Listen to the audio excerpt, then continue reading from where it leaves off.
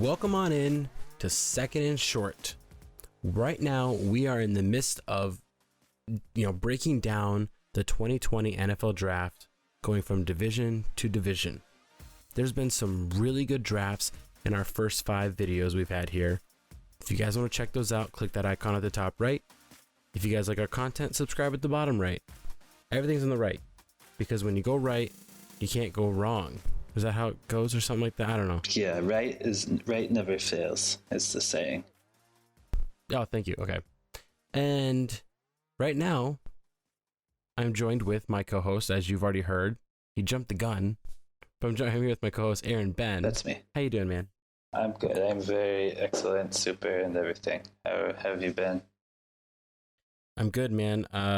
Let's break the fourth wall right now, man. It's the first week of May, and it's finals week in college, and I'm just getting hit hard with everything, as we were talking before this. But you know what? I'm going to persevere. I'm going to overcome. And in a week, it'll all be done. And I'll start summer classes. And then you'll have new stuff to do. But yeah, let's head over to the hip NFC West. And this division, had a lot of headlines this offseason, between the Rams cutting Todd Gurley before his contract extension even started, the Arizona Cardinals asking Bill O'Brien to take a lot of trade assets, and he said, no, I'll take a very expensive running back instead from you, and you can have an all-pro receiver. And, we had the San Francisco 49ers coming off of, it's still kind of off-season because it's the beginning of the off-season, as they lost the Super Bowl. And we have the Seattle Seahawks, who time and time again, people continue to doubt as if they're not like the best team in the division or second best, or they're probably not going to make the playoffs.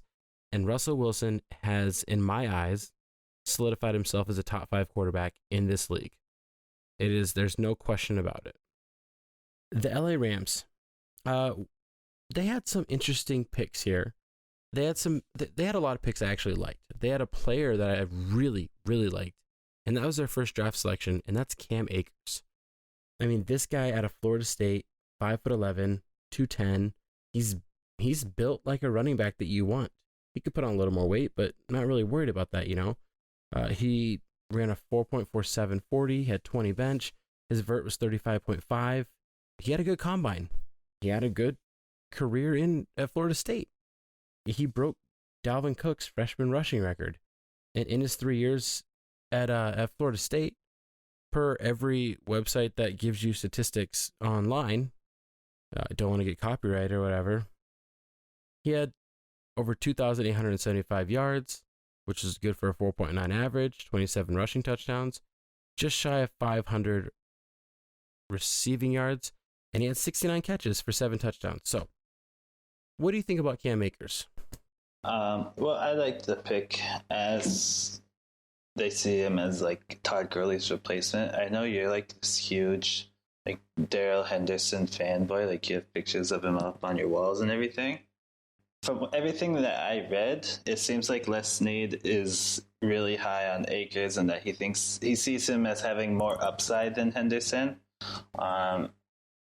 And like I know Henderson, like in college he played again at Memphis in the same outside zone running scheme as that the Rams use. But Cam Akers has already 3 years experience as a starting running back versus 1 year for Henderson. Cam Akers has played against a lot more stacked boxes. He's played against a bit tougher competition. So he seems like he kind of has more potential, and he's kind of more of a complete back.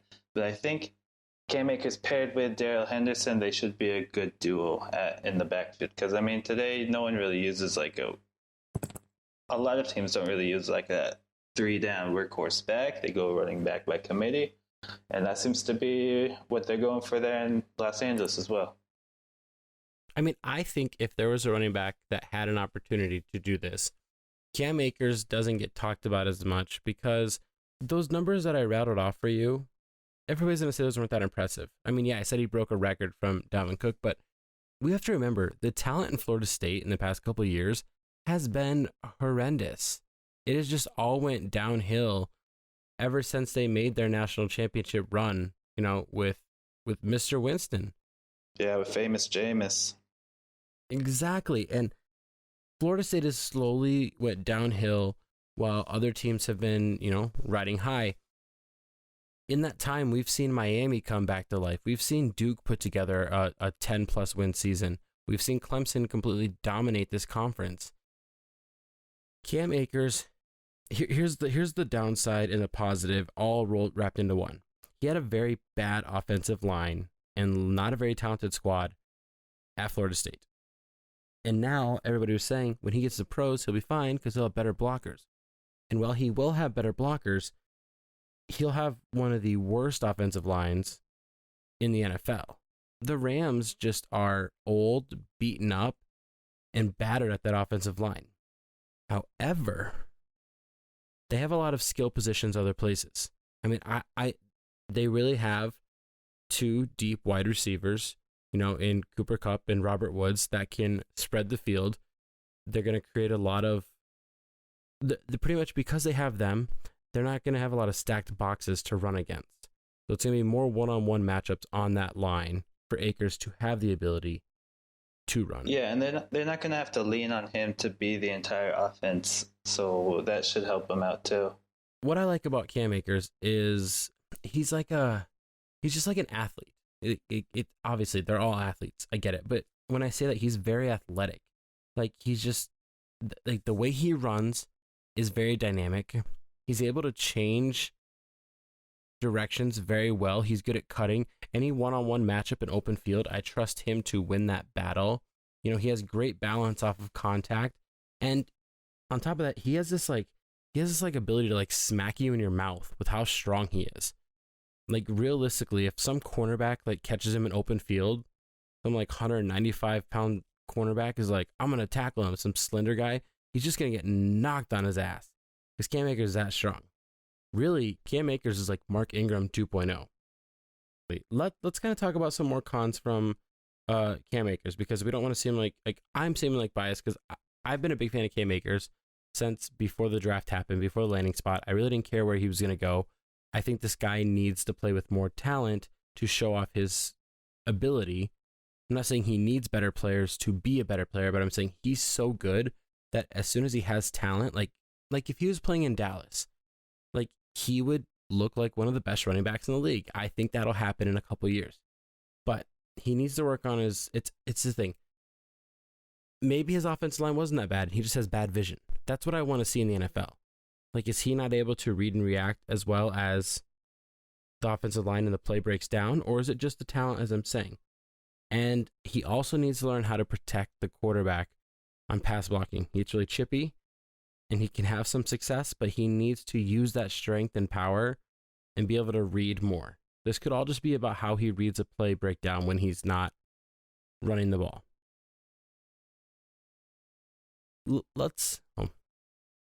No, I didn't know if you were going to jump in.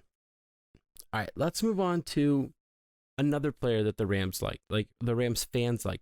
If you guys saw the Reddit poll we had on your guys' subreddit, is that we got a lot of action there. You guys were great at feedback. And Aaron, why don't you tell the people who the Rams really liked? Right. Well, first of all, I think their favorite pick was definitely Cam Akers.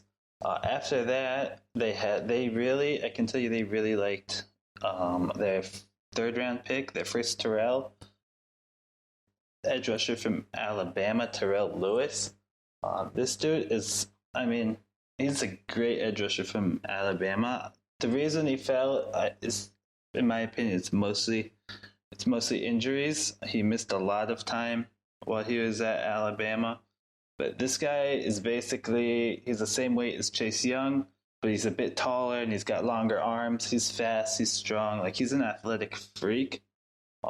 He's not just a pass rusher. He has no problem getting to the quarterback, but he can also defend against the run.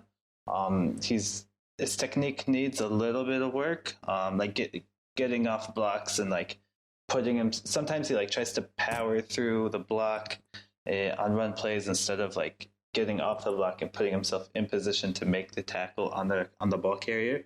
But this guy, he could be in a couple of years, if he stays healthy, it could be an argument like who is the better edge rusher from this draft, either Chase Young or Terrell Lewis. Like I think if he can stay healthy, the Rams definitely got a steal. He's probably athletically and in terms of potential, one of the best picks in the draft as far as like what he could be if he stays healthy. Like this guy is a freak. If you see him, he's jacked. Like he's all muscle.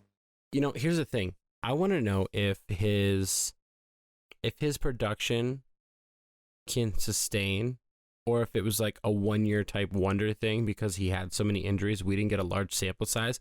I mean, this is the Mitch Trubisky of defensive ends in that term, because he only had 14 games in college that he played. So the fact that he has such a small sample size worries me. However, in that sample size, he did dominate. In those 14 games, I mean, he had 13 and a half tackles for losses. He had 7 sacks. He had 47 total tackles. He looked like a force.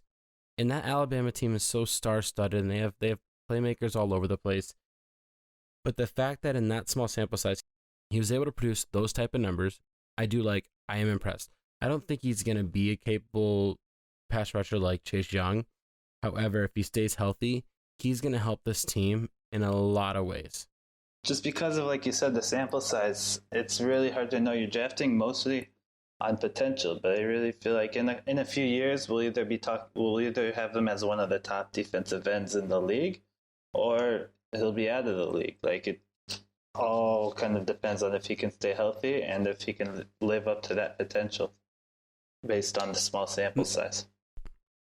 Now, let's talk on another player that the Rams fans really liked, but a healthier player that they drafted.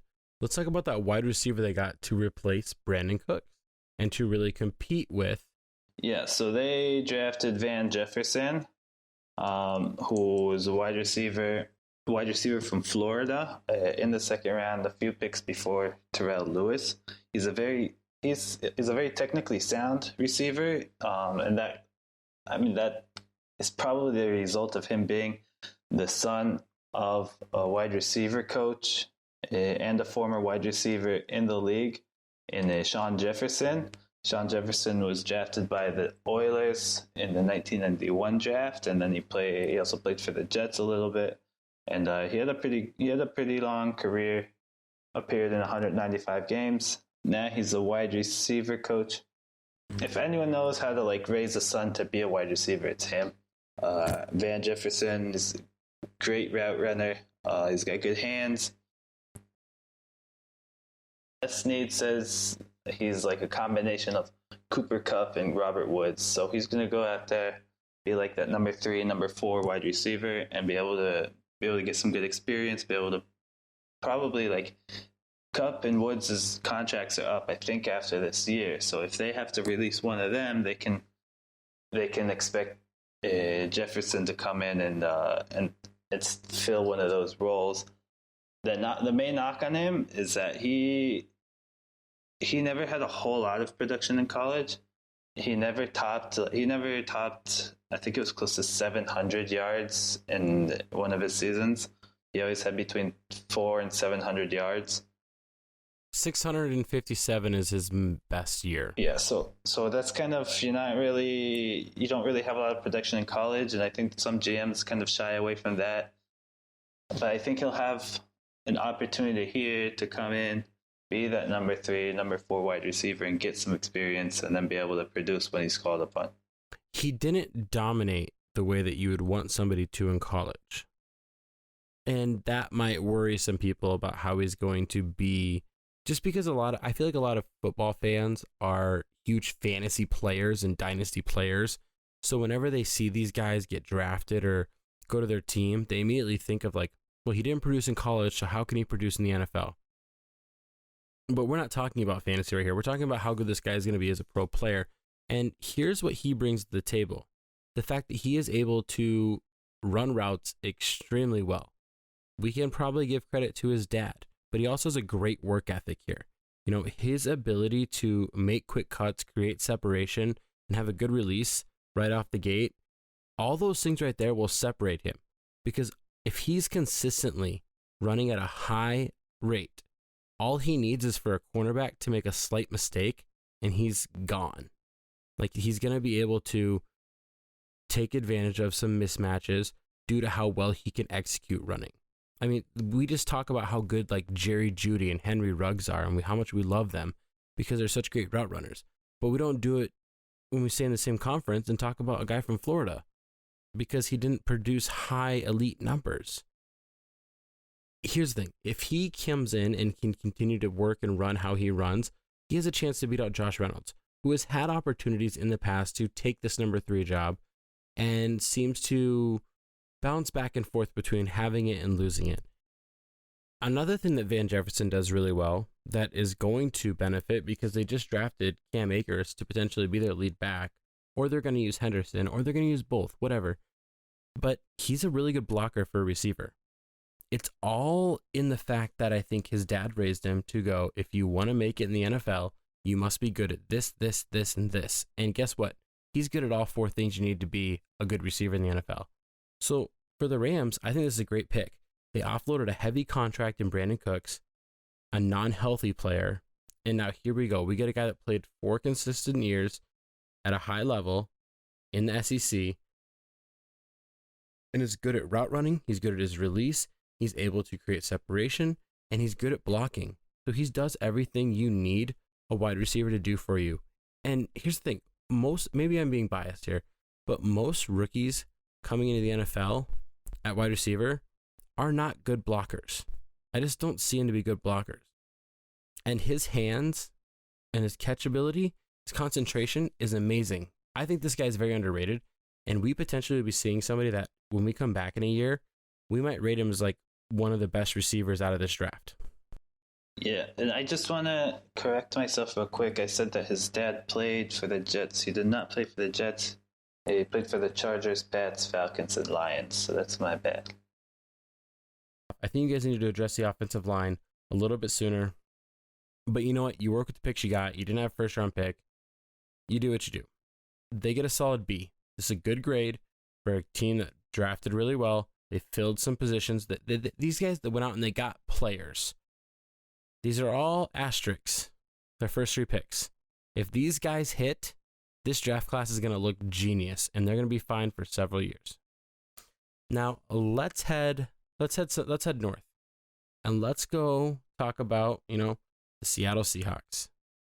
This team was in a great opportunity to potentially win this draft for their division. And we could all be wrong because we can't call somebody a reach if he gets drafted at his only spot he was ever drafted. But they passed on Patrick Queen to draft Jordan Brooks, linebacker of Texas Tech, 6 foot 240. Talk about Brooks here in the Seattle Seahawks in their first pick at number 27. With Jordan Brooks, you're getting a guy who's more known for like his run stuffing ability. He has over 20 tackles for loss in 11 games last year, and that's playing with a shoulder injury as well. 1/5 of all his tackles last year were behind the line of scrimmage, which is crazy. People are saying it was a reach, but Seahawks, from what I understand, that was their guy. The rumors that he was going to get taken within the next few picks is what I was hearing. Like I said, he's great at diagnosing the run and stopping it, coming up and just blowing up the run play in the backfield. He has a few problems. Like, he's a bit of a liability in coverage, but that's kind of overblown.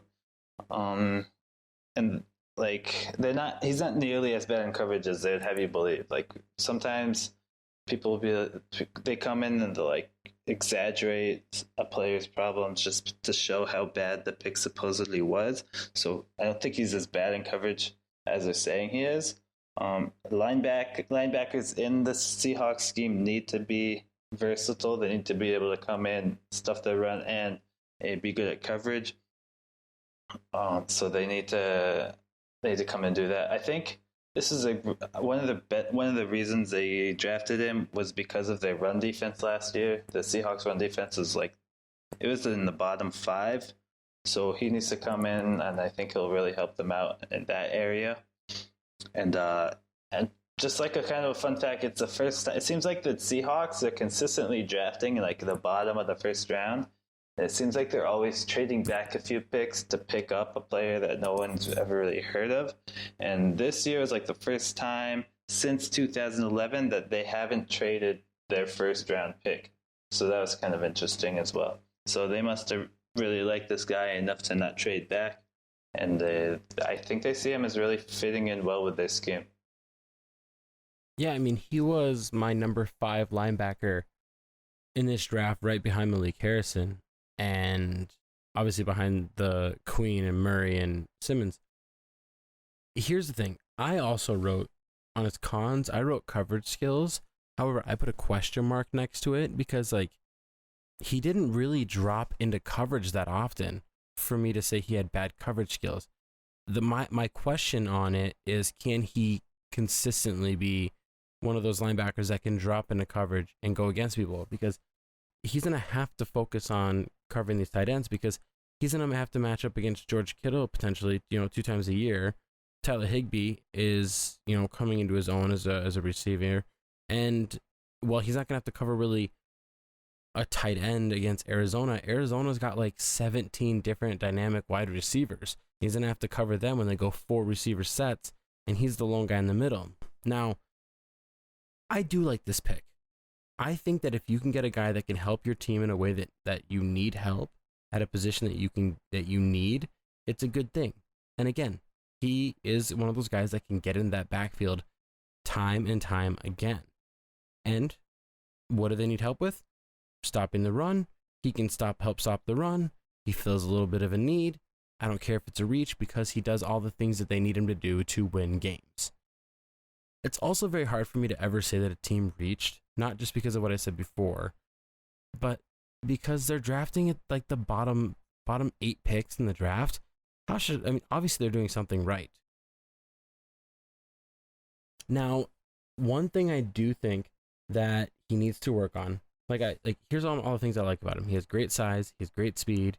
He ran a 4.54 at the combine in his 40 time. And he's consistently a tackler. I mean, he had over 78 tackles all 4 years in college, minimum.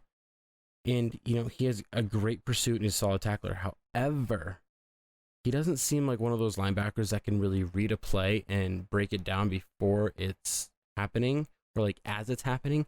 He seems as one of those guys that just reacts to situations. Like, he sees the running back with ball, he gets running back with ball. Like, it's very caveman like how he plays in his mentality. I'm not saying he's dumb or that he has low IQ. Yeah, in the second round, they actually traded up. They traded a second and third round pick to move up and get Darrell Taylor at 48. Yeah, this guy he's a difference maker. He's a leader on the defense for Tennessee. Tennessee, they had a kind of a really bad start to the season. They lost to a couple of really bad teams.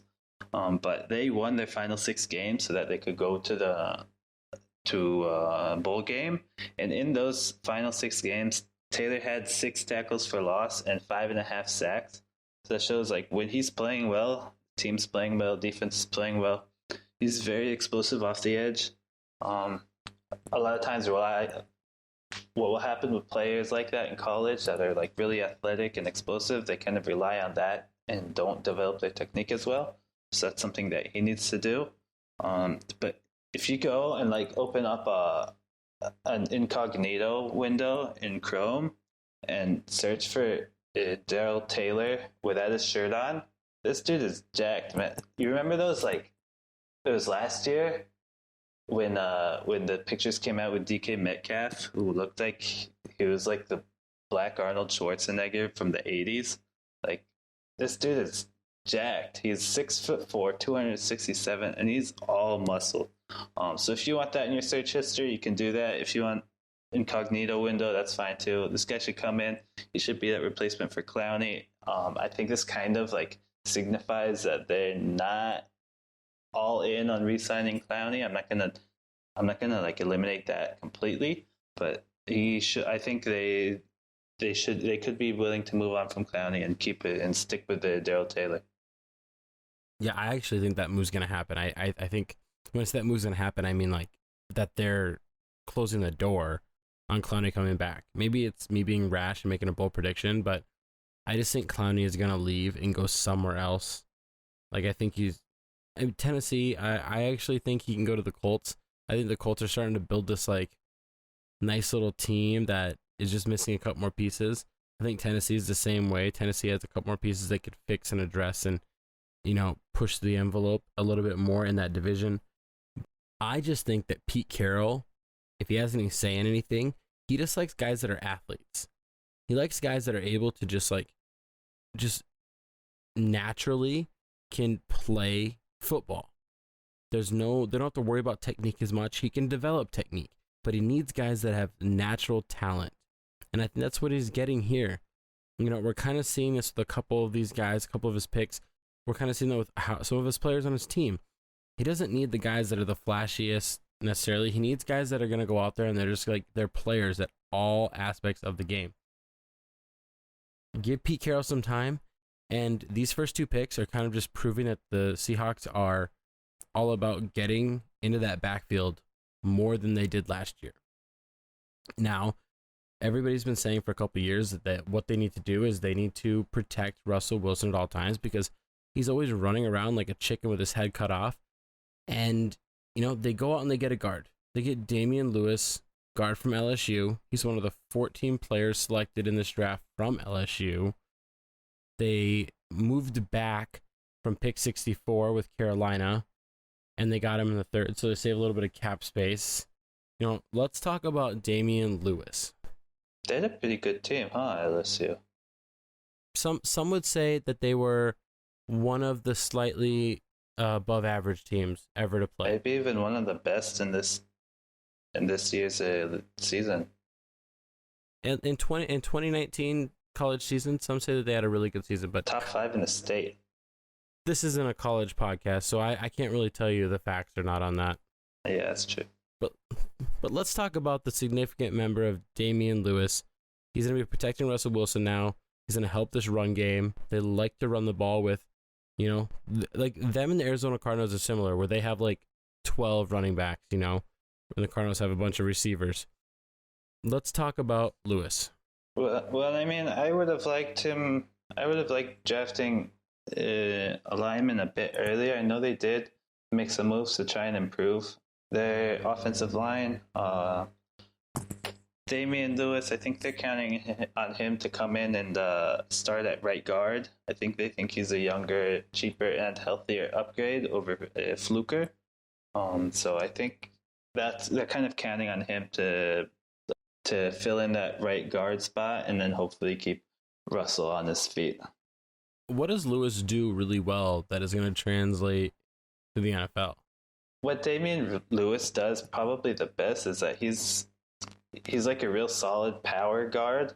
He gets really good leverage, so he can kind of get those defenders like off of their feet, move them out of the way. He's not as good in pass protection. He's got kind of heavy feet. He doesn't have like that lateral agility, like say of a guy like Cesar Ruiz, who's got really quick feet and can like get from side to side really quickly. He's more of a run blocker. Who, I mean, he can play like that's kind of his specific role. He's not going to come in and like be able to play a bit at right tackle or like one of the tackle positions, or he's not going to play at center. He's just that guard position. But I think what he does well, he does very well, and that's run blocking. All right, last player for the Seattle Seahawks. Let's talk about somebody from day 3, and I'm just going to pick the player because it's somebody that I feel like in a lot of communities that I'm listening to on fantasy football and dynasty football, they're talking about this guy, so I kind of dove deeper into him. I wanted to find out more about running back DJ Dallas. It's a pretty fun name, running back out of Miami, and I had a lot of fun when you were saying it. No, I think it's really fun. DJ Dallas. It just kind of sounds like, it just sounds It sounds cheesy in all the right ways. I mean, you sound like you're having fun just saying it. Oh, I'm having a blast. That's why I keep saying DJ Dallas. But let's talk about him a little bit. This guy is kind of what I was talking about earlier. Pete Carroll likes athletes. He likes guys that can play football. That's just that's just a dumb thing for me to say. But you know what I mean when I'm saying that. He just likes guys that are able to go out there and contribute in a ton of different ways. They don't necessarily have to be versatile, but they're going to go out there and they're going to show raw, natural athleticism. Now, DJ Dallas, before we talk about who he is as a player now, let's talk about who he used to be. This guy's a high school converted quarterback, came into college, played wide receiver, then got switched to the running back position, played a couple years at running back, and in those years at running back, he has 1,500 rushing yards, which is good for 5.8 yards a carry, 17 total rushing touchdowns, 28 catches, 317 yards, 2 touchdowns. He ran like a 4.58 40 time. He had a decent bird at 33.5, and his 3-cone was 7.18, which isn't very impressive. But here's what we have to know. Like I said, he's raw. He's new to the position.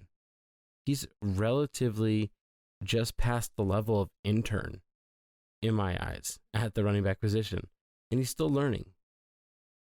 However, even though he's still learning, this shows me that he's a high IQ in my eyes, because he's able to learn and break down different positions and adapt. And he uses his athleticism to his advantage. And this guy, for being a former quarterback, is not afraid of contact. He will go right at you and try and overpower you and overtake you. What I like about him is that from his time in Miami, he really kind of showed himself as a great leader in that locker room. I think people see him as a really good teammate. He's willing to do what is needed just to kind of help out the team. Just like you can see that in the switch from wide receiver to running back, just because their starter had gotten hurt and then they didn't have a lot of depth there. So I think he's like a good locker room guy. I think he'll come. I think he's a good presence there, and he should help out in the backfield a bit. I mean, yeah, and the Seahawks like to use their running backs in different ways, and they like to use a lot of different running backs each game. But overall, this guy's gonna be able to play. He's gonna be a baller. And here's the thing that I like about him is that obviously he needs to develop his technique some more because he's so raw. However, because he's so raw and so new to the position, he has less than 300 college touches. You don't get that. I mean, that is as fresh as you can be by being in college for 3 years. And it's not because he didn't have the talent. It's just because it just didn't fit everything. He was just new to the position. So give this guy some time. I think he's going to be a solid backup in the NFL. He's probably going to play some special teams, get a little bit of that downhill runner on those kickoffs. But well, I mean, he did return a punt for a touchdown in his career. Exactly. There we go. That's just showing more that he can do. Overall, Seattle Seahawks, you guys are going to get the same grade. You guys get a B. I mean, yeah, you guys had some decent picks here and there. Some people say it was a reach. We're going to wait and see if it was a reach, but it's a solid B for right now. If Jordan Brooks doesn't pan out and Patrick Queen comes out and is an all-pro, then this grade's going to drop, obviously, to like a C-. But if Jordan Brooks develops the way that you believe he will and the way that he should probably, this grade could be a little higher, but they get a B. Now, let's move on to the team that got second place here. Let's move up a little bit. The San Francisco 49ers. And this team here did not have a lot of draft picks in this draft. And they actually barely gained any by trading away DeForest Buckner, but they did, and they get the number 13 pick. And from there, they made a bold move and for some reason got the Buccaneers to think they were going to draft an offensive tackle and just fell back one spot and gained some more picks. Let's talk about the San Francisco 49ers. And since they had so few picks, why don't you tell us everybody they drafted? All right. Well, they had 5 picks total. They had 2 in the first round. They ended up picking up 14. They got Javon Kinlaw, defensive tackle from South Carolina. And then at the 25th pick, at the 25th pick, they picked up Brandon Ayuk, the wide receiver from Arizona State. Then they had to wait a few rounds, waited until day 3. With the 5th round, they picked up Colton McKivitz, tackle from West Virginia, and then the 6th, Charlie Werner, who's a tight end from Georgia, and then the 7th, Juwan Jennings, who was a wide receiver from Tennessee. Let's stay with that first pick. They essentially traded away an interior defensive lineman for an interior defensive lineman. Obviously, the move down kind of helped them regain some value here, but they went into this draft with like 5 picks, and they left at this draft with 5 picks. And here's what's really interesting about this team. All 5 of their draft picks they drafted were acquired through a trade, which is a fun fact. It just shows how active they are. And they're obviously controlled by some kid, some 12-year-old kid playing Madden that trades every pick. But let's talk about Kinlaw, a guy that I'm a huge fan of. I was a big fan before the draft. I'm still a huge fan of him, and this is a great fit. Yeah, Kinlaw's a big-bodied pass rusher on the inside. He's got great power against the run. He's good at shedding those blocks. He's got good lateral agility. He's a very good pass rusher. He's got a good number of pass rushing techniques and moves. I think that the main thing that I didn't like as much about him is that he does not always. It seems like he'll have plays where he doesn't give 100%. Like there's plays that he can disappear. Like you always hear about players who are high motor players who can come in and they give 100% on every play, even if they're running the ball the other way or they're not even close to the play. He kind of sometimes will disappear at times, and that's something that I don't really like personally. But I think with good coaching, that's something that you can easily take away. Yeah, and what I like about Kinlaw the most is the fact that he's very versatile in how he attacks the offensive line. Is that he can beat you with some, for a big guy, he can beat you with some agility around the edge, or he can just straight up run it into your face down the middle. And by doing this, shows me that he's a great pass rusher and he's a great run defender. He has a very high ceiling, the highest ceiling out of anybody on the defensive line. Now, he doesn't have a great floor. He has a high bust potential as well, just because he runs so loose, and it's almost like after 3 to 5 seconds of the play already being broken down, if he hasn't broke through the proverbial wall at that point, that he's essentially going to be done. And it's just, there's nothing else he can do. And he's very explosive. And if he doesn't get a move off that initial burst, that 1, 2, 3 step, then it is almost game over in that point. And he needs to work on that, and that pursuit and that drive and that ability to just never stop and never die attitude. But he is going to help this team regain everything they lost in Buckner. And this guy, I can't say enough good stuff about him, but realistically, he needs to take some time, and he needs to be able to see a play develop and continue to pursue instead of just going for the same area when it doesn't work, is all. But overall, I like this pick a lot. I like this player a lot. All right, Aaron, you want to talk about Ayuk? Let's go. Lead us off. Yeah, so another player that I think at least Niners fans are really excited about is Brandon Ayuk. He's that wide receiver from Arizona State. They actually traded up to 25 with Minnesota to get him. They were originally supposed to pick at 31. This guy got an insane catch radius. He's not the tallest guy in the world, but he's got the wingspan of a pterodactyl. He's very good after the catch, which fits in really well with what Shanahan's trying to do with his system. And he will help free up Debo, who he played best when he was opposite Emmanuel Sanders. Now they don't have Sanders. Ayuk comes in, kind of takes that spot, even though he's not quite as fast. But Ayuk he's a receiver that you can just kind of chuck it up in his general area, and he'll just stretch Armstrong his way into catching that ball. His main problem is physicality. He's got to be a bit more physical with the corners. He can kind of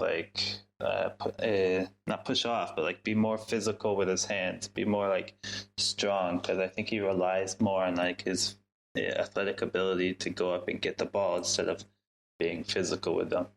I wasn't as big a fan of him.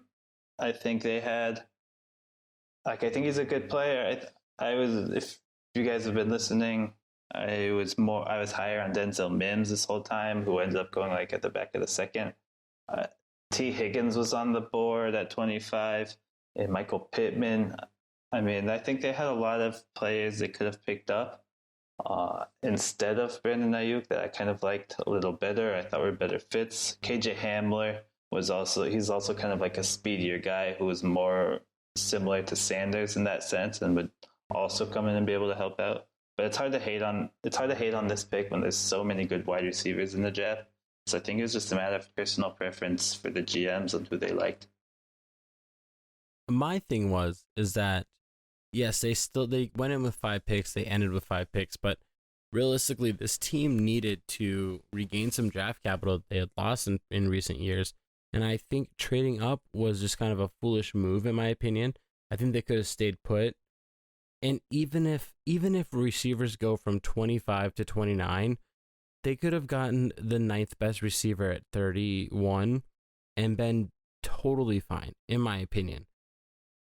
Now, I like Ayuk a lot. I like that he's able to, his yak ability is great. Him and Debo are able to they are gonna create so much for Jimmy G after the catch that it's gonna make Jimmy G's stats this year look tremendous until you break down to how much those receivers actually create on their own. In his final year at Arizona State, he had 65 catches for 1,100 yards, about almost 1,200, and 8 touchdowns. This guy shows that he is not afraid to put in the work to get where he wants to be.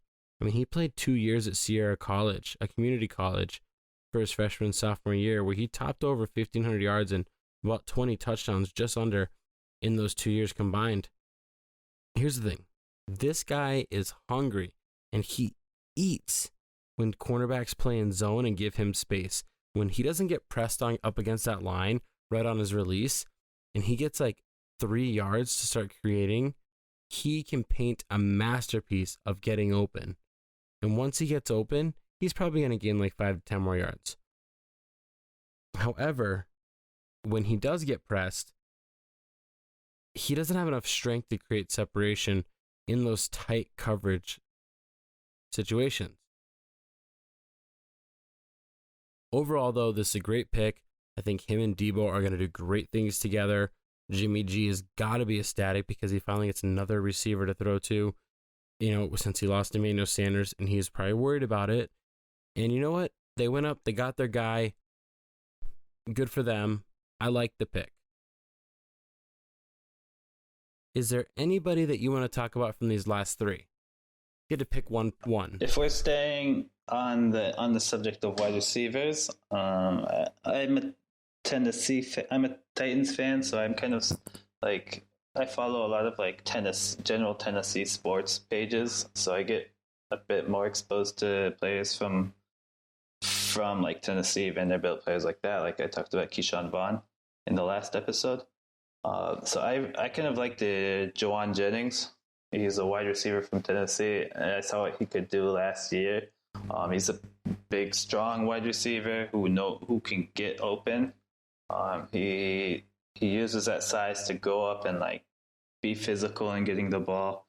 He can be a big target in the slot. He's not super fast, not super quick, and he sometimes does have trouble with press coverage. But I think he can come in and be a good 4th or 5th wide receiver. Maybe after a few years, work his way up into being a slot receiver, a decent slot receiver in the league. I just think he could be a quality pick in the 7th round where they're kind of crapshoots anyway. So I kind of like seeing him go there. But overall, the first 2 picks did such a good job. I mean, we were talking about some other teams in our other breakdowns of these drafts where they had very limited picks, and because of that, we couldn't really fault them too much, But here, the 49ers, they maximized their first 2 picks. They got a starter on the defensive line, and they got the number 2 wide receiver for their team. So this right here shows me that they were willing to make moves. And, if their 5th, 6th, and 7th picks become potential role players, I think that's a good ceiling for them. San Francisco 49ers receive a B+, just due to the fact that they were able to trade away DeForest Buckner and still draft Javon Kinlaw and save about, I don't even know how much money they saved, like $17 million extra a year they're not spending. That's a plus, especially for a team that didn't have the most cap space. And the Ayuk pick is pretty awesome as well, in my opinion. Now let's talk about the winners. Let's talk about a team that, I don't know what it is, but the Arizona Cardinals, like Cliff must be carrying around a 4-leaf clover, some rabbit's foot or something at all times, because he got one of the biggest steals in NFL history in that trade for DeAndre Hopkins. And then everybody in the top 7 passes on Isaiah Simmons. Let's talk about that luck. Yeah, I was I was blown away that Simmons was still there. I had never had him drop that low in almost any mock drafts that I'd seen. And in a bit, we'll talk about another steal I think they had. But Simmons, he's going to come in. From what I'm reading, Vance Joseph, their defensive coordinator, sees him as a linebacker, and I think he'll play most of his snaps at linebacker. He's got great versatility and coverage that allows him to be moved around if they need a couple snaps at slot corner or like as a deep safety. He can do that as well. Like we've talked about him a lot. He's just a very good all-around linebacker. He's physical. He's good at tackling. He can do it all. He's super fast. Didn't he run like a 4.39 40, something like that? Yeah. This guy's fast. And to quote the movie The Longest Yard, the reboot, he's so fast. He makes fast people look not fast. Yeah, how can you argue with that?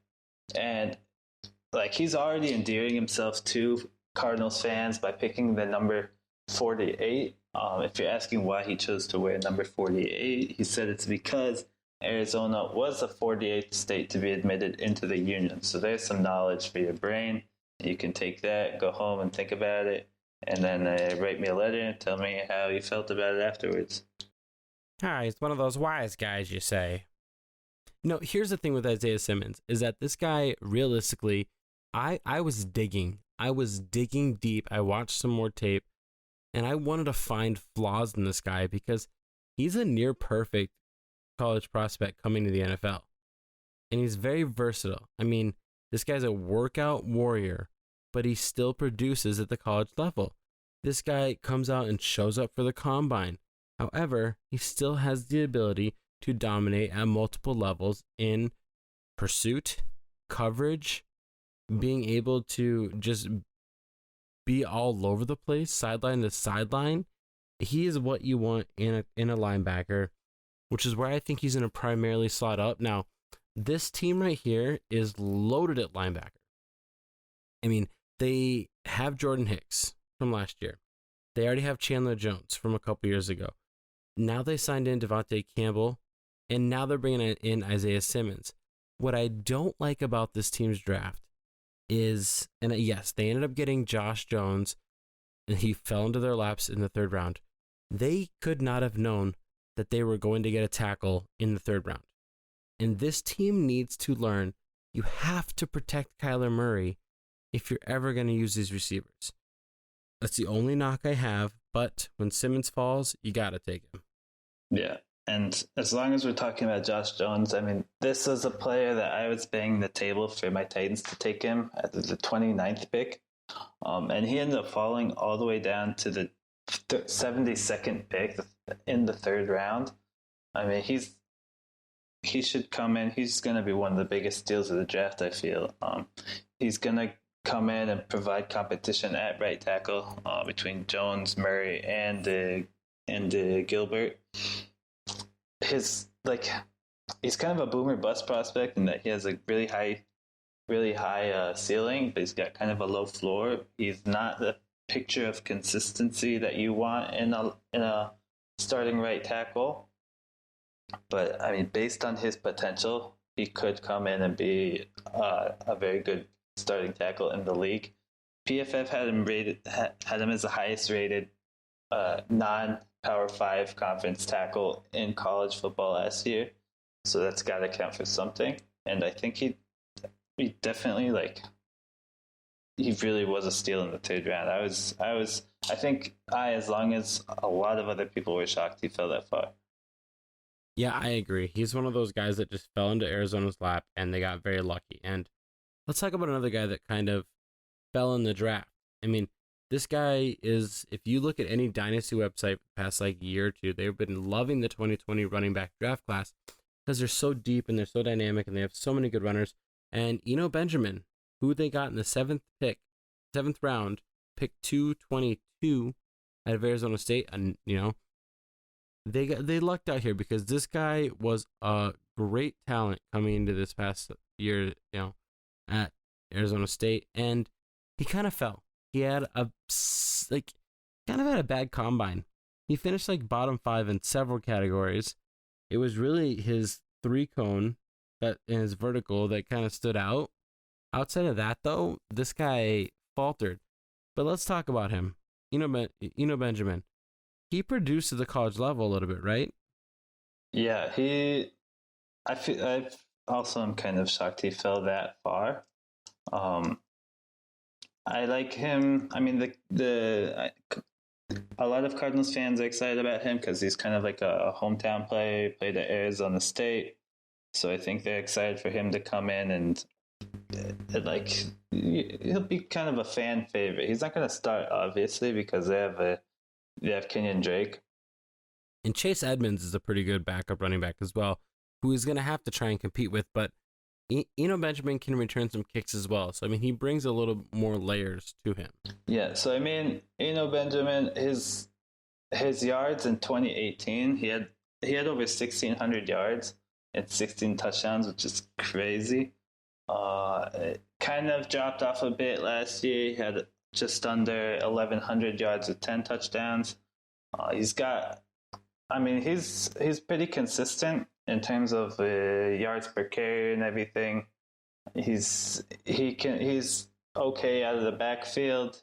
I mean, in 2018 he had 35 receptions. 2019 he had 42 for 263 and 347 receiving yards. So I think he should come in. Like I said, he's not going to start. Probably won't be the backup running back either. But it's good depth. Can play some special teams. I mean, this guy's very smart. The way he runs, he has amazing vision. Really amazing vision. And I think that paired with how well he can change direction and he's got really good body control when he's getting hit. He's able to keep his balance. I mean, I just think he's going to find his way as the number 2 running back on this team eventually. He's going to step up in maybe a year or two and just kind of keep his position that we all thought about him before this draft, and that is that he was, the 7th best running back or 8th best running back in this draft. His college production's decent.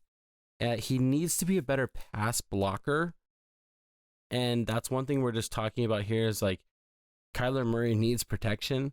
So if you put this guy in on 3rd down or 2nd down, is he going to be able to block for Kyler Murray against bigger, faster, stronger NFL players rushing? That's a concern for me. But overall, this guy should have went a lot higher in the draft, in my opinion. Yeah, I mean, I think a lot of people had him going in the 3rd or 4th round. So to see him drop all the way to the 7th is they had to jump at the chance to get him. Overall, though, you had stuff fall in your laps. You took advantage of it. Arizona Cardinals get an A- just due to the value of when and where they picked their guys. Alrighty, well, that is going to do it for us here on Second and Short. This is episode 6 of our 2020 NFL Draft Divisional Breakdowns. Thank you guys for coming on in, and you guys all have a great night. We look forward to seeing you guys next week as we break down the NFC North and East. Love you.